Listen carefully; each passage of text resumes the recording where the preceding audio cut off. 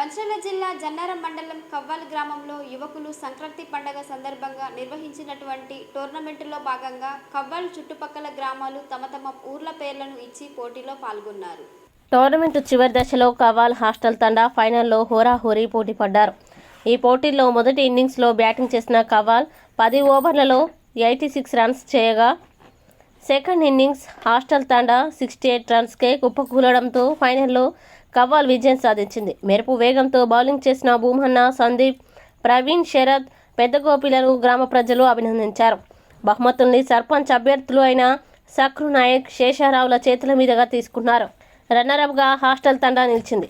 మొదటి బహుమతి 7,000, రెండో బహుమతి 3,500గా ఇవ్వడం జరిగింది.